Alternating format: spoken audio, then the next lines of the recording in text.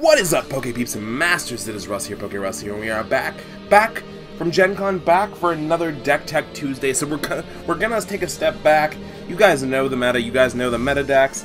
You guys are all cool on that aspect and end of stuff. We're gonna go into some more fun decks. Not saying they're not competitive, but they're just on the not Super Saiyan 3 side of the world. So, on the other side of the galaxy, far, far away, building up his army, we have Resurrection F. Resurrection F, going back to my roots. The first deck profile I ever did on this channel was actually a Golden Frieza deck. It was the first deck I played with. I ordered all the stuff online, bought all the cards, went to Gen Con the first year when they just had this like introductory event thing. Introductory event. And I played Frieza and Golden Frieza.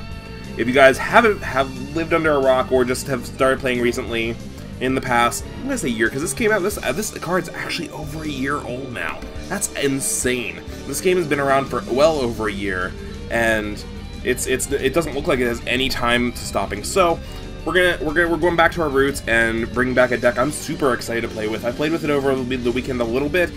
I just want to get some more testing in with it because I still think this deck can be a thing. It's absolutely amazing. So it uses the untapped engine of Frieza, which is absolutely beautiful. So activate main. Once per turn, place one of your Frieza's Army battle cards in the drop area, then choose up to one of your energy, switch to active mode, and then draw one card. So this guy, without attacking, on his baby form draws you a card, which again, even nowadays, this came out set 1, that's rare. You usually have to attack a leader, you have to awaken your opponent. This card, just destroy one of your guys. 4 or less energy, draw 2 cards, flip this card over, and you have ultimate form. Golden Frieza! Okay, so once per turn, has a bigger effect. Place one of your Frieza's Army battle cards in the drop area, choose 2 energy, switch them back to active mode, and draw 1 card. This card, and when this card attacks, draw 1 card. So basically on this side, he says untap 2, draw 2. Absolutely beautiful. So we're rocking with a mono yellow deck today. Wow, he is so shiny. I can't even get him in like check in my camera. Anyway, so we're playing a mono yellow deck today. Blue can be added to this. You can add a small blue engine. I just think the yellow version is a bit more consistent. Because you have the untap, so you don't really need as much of the blue engine with the Senzu Beans and stuff. The Senzu Beans are really nice and defensive, but this is a bit more of an aggro style deck. But you can also bring this into late game. This deck has a lot of blockers, a lot of negates. It's meant to be that mid-range kind of deck. So, starting off, we have 4... my light's being bad today. Okay, so you have 4 Avenging Friezas here. You have 1, 2, 3, 4. So Avenging Frieza, first form Frieza. When you play this card, look at the top 3 cards of your deck choose 1 Frieza's Army card among them with energy cost of 2 or less, and add it to your hand, then shuffle your deck afterwards. This is the bread and butter of the Frieza deck ever since set 1. This and Frieza's Call. Actually, Frieza's Call didn't even make the cut this time.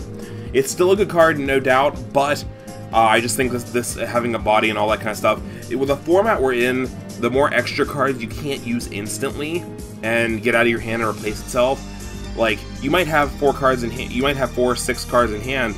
If two of them are dead, if your opponent goes into swing, like, it's kind of the fault of the format, or maybe it's a good thing.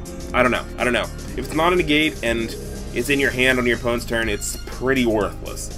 So that's Avenging Frieza starting off the thing, and he has Frieza's Army, so you can just summon him turn 1. Look at the top 3 cards of your deck, add a Frieza's Army to your hand, and then instantly sack him off for an energy. You have a couple other turn 1s you can play, or you can just pass to your opponent because you have some defensive plays you want to do. Maybe. But you draw a card, which is the cool thing. So he's gonna come in, net you pretty much 2 cards, and then go away. Next, we have Sorbet, the Loyal Commander. We're rocking 4 of those. This is one of your blockers in the deck. And activate battle once per turn. Place 1 card from your hand in the drop area, then look at the top 2 cards of your deck. Choose up to 2 Frieza's Army and place them in the combo area. Any other cards go to the drop area. So this is an effect you can use. We are running a little bit less Frieza's Army. Before, the original deck had way more Frieza's Army cards. Not saying this doesn't have enough, it's just this effect won't be super useful as much. I mean, you might mount cards in discard pile for your Overwhelm guys, so this might be super plus, But he's also a turn 1, freezes army, untap 1. When the crazy combos start when you can just summon this guy on the Awakened, do what he needs to do, pop him, and just plus. You get 2 energies back for 1/1. It's absolutely insane. So 4 Sorbet, we're running 4 Goldo. Again, 1 for 1, pretty awesome. Again, he's a blocker, pretty much good to hold off those super aggro decks, and he's only 1 cost. This is one of those cards like you might want to summon turn 1, sit on, and then sacrifice turn 2, or something like that. It might be if he sits on board, if he blocks, he does his job. If he doesn't block, he gets sacked off and does his job. Pretty awesome, can't complain. Next, we're running 3 copies of Destructive Occupation. This is your combo Gohan. This is your combo. At the end of the battle, you comboed with this card. If your leader is yellow, place this card on your field in rest mode. So, again, freezes army. It summons itself. You can do what you need to. You defend yourself with it, combo with it, play it in rest mode. Your turn comes, switch to active, attack with your guy. Attack with it, do what it needs to do, and then you can just sack it off if you need to draw your cards. It's not super plus, but it's good because again, you pretty much played it for 1, and you got the defensive play out of it. You got the defensive play out of it. You can potentially get 2 defensive plays if they decide to change the attack target. So that's 2 defensive plays right there, or because they might not want you to use this card to sack off, so they might attack into it, which means your life's protected, which is super nice. But we're running 3 of those because we don't have the untap capabilities of our boy Super Saiyan 3. So we only run 3 of those in this deck. Next, we have our turn 4 plays. These are all Frieza's army, of course. We have Mecha Frieza, Returning Terror. This card dominated the format so much in the early things. It's still really good. So it has dual attack. And once, when you play this card, you can choose 1 card from your hand, put it as a drop area. If you do, choose 2 of your opponent's rest mode cards and KO them. So it comes on board, discard a card, boom, blow stuff up, and then it gains double strike for the duration of the turn. Insane. So the ruling is with this is, like, you don't have to discard, but you still get the double strike the turn it comes in, because of the way it's worded and everything. So when it comes in for 4, dual attack, double strike, absolutely insane. Frieza's army, so after it does what it does, it's a little understated, but after it does what it does, you can sack it off if you need the extra mana. So that way you can just go play after play after play after play. Next, we got a cool little engine, which I'm super excited that we got to add into this deck, which is the 3-dimensional support Trunks. This is why you might want cards in your drop area for Overwhelm. Overwhelm 3/1. When you play this card with Overwhelm, or when you play this card using Overwhelm, choose 1 skillless battle card, energy cost of 2 or less from your deck, and play it. Then shuffle your deck, and then it gains critical for the duration of the turn. The card we're playing with that is, we can either play Apul or Sui. I chose Apul. I don't know why. No, there's really no difference, other than if you're making a deck list, I guess Sui is easier on the penmanship. So, we run 4 Suis because 1, it's a Frieza's army, it's good, it's 15, it's vanilla. You can special summon it off of that. You want to make sure you have more targets than you're actually going after. And again, if you draw into it, it's not a bad card as is. It's a 2 cost. It's a 2 cost, and even when you're awakened, so you draw into it, you're awakened, you summon it, you attack with it, untap, or kill it off, untap 2. It's like you never even played it, so it's good to play on its own, but you just plus when you're just like, okay, I tap 1 to combo with this, and then Dimensional Support Trunks, pay 1, summon this, attack with it, kill it off. Like, it's just so good. It's just so absolutely good. I'm so glad we get to use this Trunks in this deck. And so that's all of the Frieza's army strats. So this is the core of the deck that goes with the Frieza's army strategy, and just untapping your mana and allowing you to make play after play after play after play. Then we go into the Goku's lineage part of the deck, which is Successor of Hope. We run 2 of those because we actually have a couple legal targets. You could run more of these, but again, we're in that era where that we're just kind of like extra cards. Like, the good thing is it's a 0 extra cards, so you can literally just play drop, like drop them all without paying mana and get all the cards you need. So this one's not as bad, but this is basically just saying you have 6 copies of your turn 1 Bardock, which is what you really care about. Speaking of, you have 4 copies of your turn 1 Bardock. This is your Self-Awakening engine. This is your Self-Awakening engine, obviously has swap 2, and when you play this card, choose one of your life and add to your hand. Super nice. Like, I can't say too much about this card that it hasn't already been said. Absolutely amazing card. Then with that, we're playing 3 Bardock Will of Iron. So with the untap engine, you can go into this even quicker than normal. So it's super nice. Bardock and Bardock, none of the Bardock stuff has any or Frieza's Army, which is kind of weird, but I completely understand the balance of the game. So, but getting this big fat blocker, rush decks aren't, like, between this and your little blockers, you're going into mid game, which means you're probably having that matchup. You're probably having the winning matchup. Iron Bardock or Iron Will of Iron Bardock is pretty freaking snazzy. We also have, in case you don't have the Will of Iron, or you want to make some plays early on, we have the 4, 1, 2, 3, 4 Scrambling Assault Goten's. So this is the swap target you swap into. When this card attacks, look at the top 3 cards of your deck, choose up to 1 card among them, add it to your hand, and place the remaining in the bottom of your deck in any order. Pretty awesome. Now, you could add flutes to this deck. I decided to keep this version of the deck mono yellow, because I wanted to stay away from the flute, but the flute engine with this deck is pretty nutty buddy.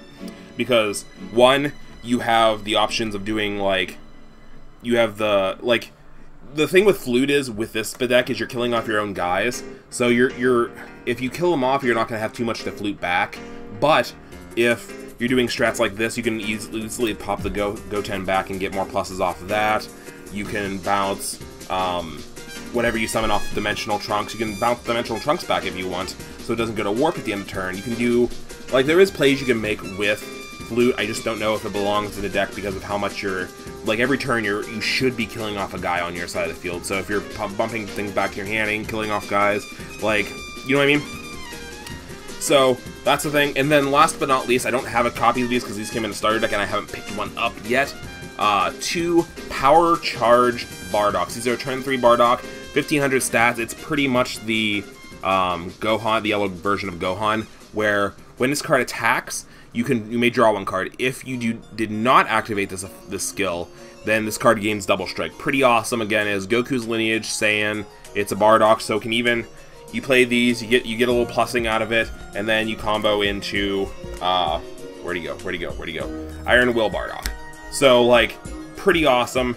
Like, it's more Bardocks for that strategy. It draws you cards. It's nice. It's a solid turn 3 play, and it gets double strike, which not a lot in this deck actually has. The Bardocks and obviously this Bardock are the things that have double strike in the deck. Okay, so also there's 2 more. There's 2 more targets for Successor of Hope as well. We have Prodigal Dynasty Sun Goten. So that's 6 Sun Gotens in the deck, but.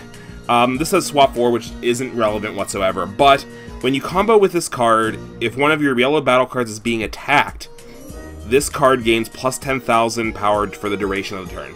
So this protects you, this 100% protects you. So the nice thing about this is, it says it gains plus 10,000, so this becomes a free combo piece that gives plus 1,500 defense. You know who can use that plus 1,500 defense? A 1,000 Guldo. A 1,000 Guldo, 2,000 Guldo, a 1,000 Sorbet, or even you make your Bardock super fat. Where'd he go? Make your Bardock super fat. They're not getting through it. Well, obviously for that attack, but they can combo. Like, they're like, okay, I'm gonna combo out to make sure to get rid of this Bardock, so I don't have to deal with it anymore. You just drop that, and they're just like, oh. So Goten is super nifty. Again, all your cards in that deck, this is another reason why it's mono yellow, is because it supports this so well. And again, it's a Success of Hope target. And yeah, it's just absolutely insane in the membrane. Last but not least, I'm gonna say our real finisher of the deck. And this can be swapped out. This is why I just decided was one of the best finishers. But you could swap it out for like a big Frieza, or there's a couple other options you could do as well. But I did Full Power Spirit Bomb Son Goku. This is from the Tournament Power Box. This is the one that actually goes into the big baddie, but it's good on its own. It has double strike when you play this card, draw one card, and switch one of your energy to active mode, so along with your other plays. So you can, say you have 6 mana, or even, like, it's just, after you do this, you can, like, you summon this. So, right, you have 5 mana, you summon this, you untap 1. So, yeah, you play this, you untap 1, you play your Goldo, or your Sorbet, or your Avenging Frieza, sack it, if it's Avenging Frieza, do its effect, sack it off, you get 2 energy now.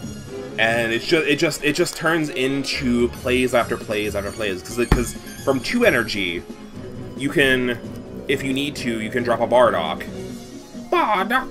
You can drop a Bardock, where's my Bardocs? And then you can combo into Big Bardock. So you just get 2, off of that 1 turn 5 play, you just got, like, you just steamrolled into two double breakers and just, like, big numbers.